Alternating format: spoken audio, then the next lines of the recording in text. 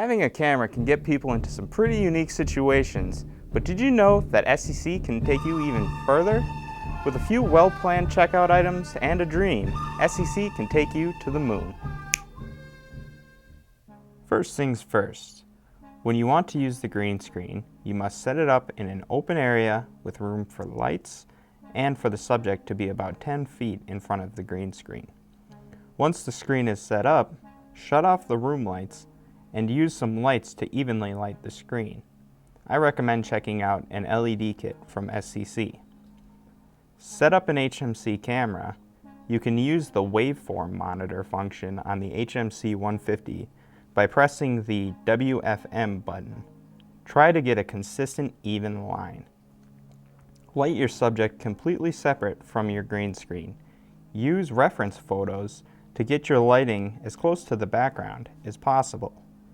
Now, shoot your scene and adjust lighting as needed. After your scene is shot, you will need to log and transfer your clips into Final Cut Pro 7.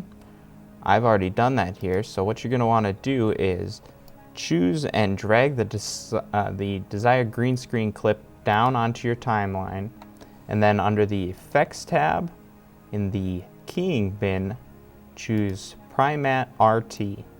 Drag that down onto your clip, and then double select your clip to bring it up into the viewer window. Go to Filters, set the output type to foreground. Choose the color picker in the backing color. You're going to want to choose a green that's really close to your subject. That'll make sure that you get the best key right around the edges. So next, go to the output type and change it to matte. Now your goal is going to be to get this image to be completely black and completely white. The white is going to be where our subject is, and the black will be the green screen. So to do that, we're going to adjust the noise removal and the matte density. So just tweak these. They both have to be moved off to the left, as much as I can tell you. So after that is done, go and change the output type one last time to processed foreground. That'll show you what your current key is looking like. You'll notice that it's a very magenta color, so you're going to want to adjust this spill suppression until it's back to looking normal. After that, the next thing you're going to notice is that I still have some blue here hanging out around the edge of the frame. So in order to get rid of that, I'm going to apply a 4-point garbage matte. That's in the matte bin under video filters under the effects tab. So the 4-point garbage matte, I'm going to apply it to my clip. And then I'm going to adjust these points. Each point is, you can see here on the corner.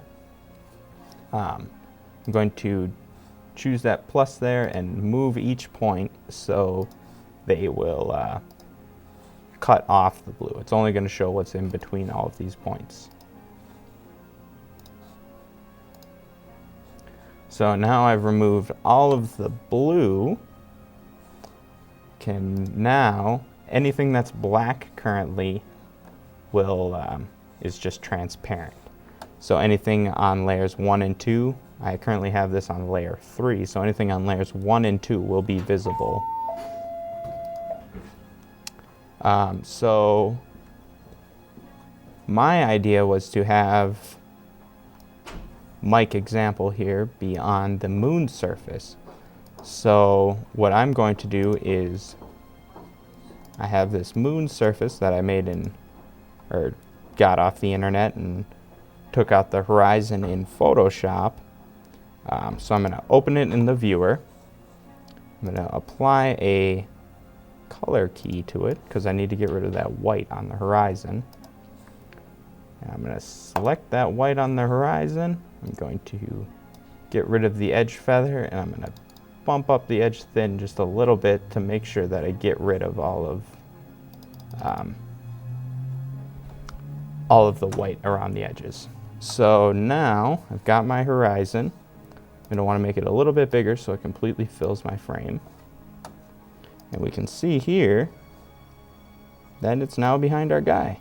So one last thing to make it so there's a little bit behind his headphones so you can actually see him. So we're going to put some stars behind him. And we're going to do the same thing where we just make the stars bigger so they completely fill the frame.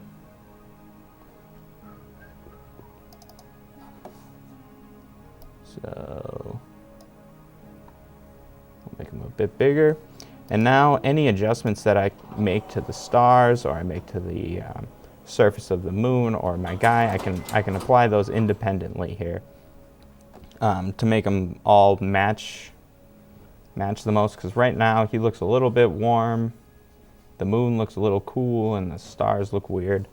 So I could color correct all of them and try to get them all as close as possible to each other. So now I'll show you what my video ended up looking like. So you just do the same thing to all the other clips.